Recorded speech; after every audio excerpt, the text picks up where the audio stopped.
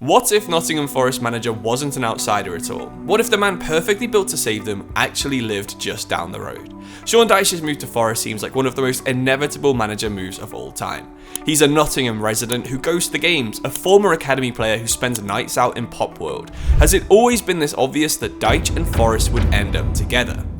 This article was posted by Sky Sports. Check out the date. Wednesday the 6th of February 2013. Thrift Shop by Macklemore was still number one, Nick Clegg was Deputy Prime Minister, and Forest had just sacked Alex McLeish less than 50 days into his reign. Does that sound like a familiar situation? With Forest's bigger budget, no financial fair play back in those days, Sean Dyche at the helm, the decade that could follow would have been so different for the Reds. Even with less than 100 games as a manager, Sean Dyche had a reputation. He was tactically smart, he was hard as nails, and he had more than a passing interest in the club he was so close to playing for 20 years earlier. This is a man who's been on a dozen Forest manager shortlists but never picked. Until now. The more you look into the intertwined careers of Forest and Dyche, the more you realise how this move seems like it could be destiny. Before we can talk about Dyche the manager, I think we need to talk about Dyche the player. The story begins in 1987. As you can imagine, a short ginger kid from Kettering doesn't have it easy. That year, Dyche was signed by Brian Clough's Nottingham Forest. He wasn't the most promising player in his age group. Chettle and Crossley would both end up becoming Forest icons in the 90s, but a leg break really stopped Dyche in his tracks. He was there for Hillsborough, but left the club in early 1990. These tragedies and setbacks seemed to light a fire in the 19-year-old Sean Dyche.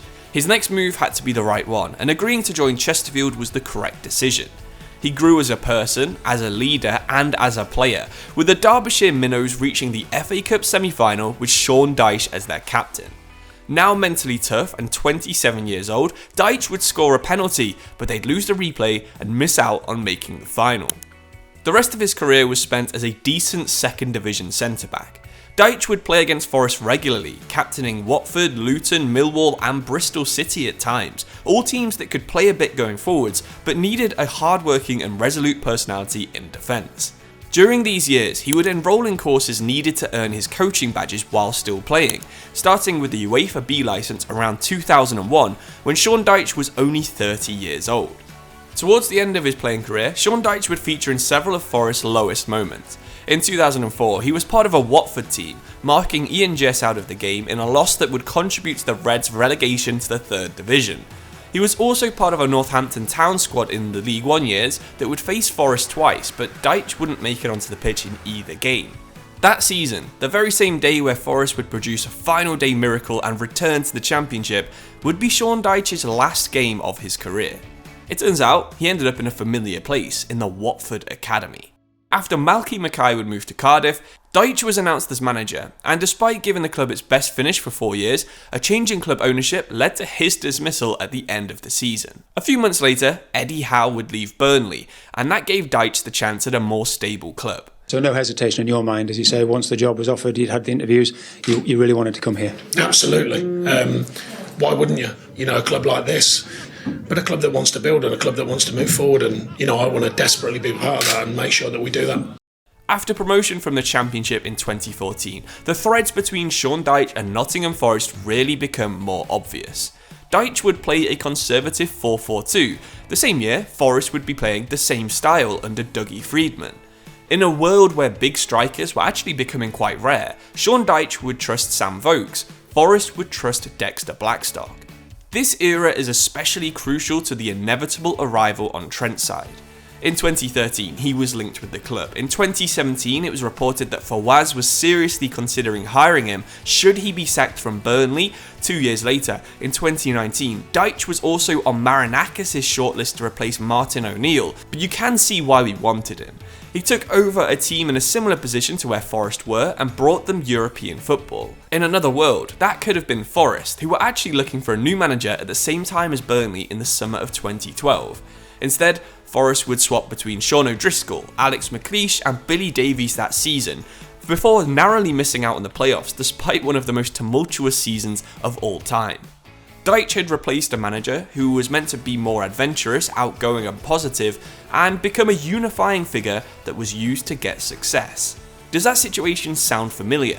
Because that is the exact reason that his appointment at Forest has been inevitable for so long. I mentioned 2013, 17 and 19 earlier, but I think things got serious more recently.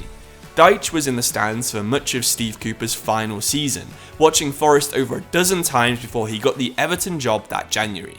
A 2-2 draw between Forest and Everton later that March would help keep both teams up, but his knowledge of the Forest squad saw him secure a 1-0 win at the City Ground and a 2-0 win at Goodison Park the season after. In fact, Dyche's penultimate game for the Toffees would be against Forest last January. Chris Wood and Morgan Gibbs-White goals would see Forest moving up to 2nd in the Premier League, while Everton would sit in 16th. On that day, 10 months before I make this video, who would have ever imagined the total reversal in fortunes between these two clubs? The Edu and Nuno meltdown has given a son of Nottingham the chance to return, but will it be a glorious homecoming, or will it be the final nail in the Forest coffin? Well, if you know one thing about Sean Dyche, it's how he wants to set up his teams. It'll probably be a hard-working 4-4-2, players set up in a way to emphasise the strengths of the most important players. He's hosted 2 outstanding masterclass videos that go into such details on how he wants to work, showing just how tactically underrated Sean Dyche is as a manager. The concept of locking off the V that I'm about to show you is probably relevant for Forest fans to know about. Clever play. And while we're shutting down their clever play, making sure that we lock off this V. So then we get this real compact situation inside of the box. We're leaving one centre forward up the pitch because we still need an out. Even if we're defending like this, really compact, we still need an out. And then once we get into this final third, how can we lock down and safeguard for this key scoring zone? Murillo, Milenkovic, Morato, Cunha, Bolly, these are all players who are dominant in the air and don't mix well with the Ange Postecoglou style. In midfield, there's an importance to run hard, press hard and not be physically dominated. Sangare, Yates, Dominguez, Gibbs-White are all outstanding at that, and the wingers have to be able to create chances almost solo. Hudson-Odoi, Bakwa, Hutchinson and McAtee can do that. Chris Wood is Chris Wood, and it looks like Sean Dyche is much more aligned to Forest than Ange ever was. Some of that tactical philosophy might come from Clough back in the 80s, some of it might come from Chesterfield in the 90s, Watford in the noughts, or his own experiences at Burnley in the 2010s. But the 2020s could be really exciting for Forest and Dyche, who are finally reunited 35 years later. Thank you so much for watching this video, I really do appreciate it. Obviously this is a new channel and it's going to be entirely about Forest, so if you're interested in the club or you want to learn more about another Premier League team than the one you support, then this is the channel for you to subscribe to. I'm going to try and do a video every single week, but it might be 2 or 3 a month instead. But still, thank you for watching. I'll see you soon. Come on you Reds. Cheers and goodbye.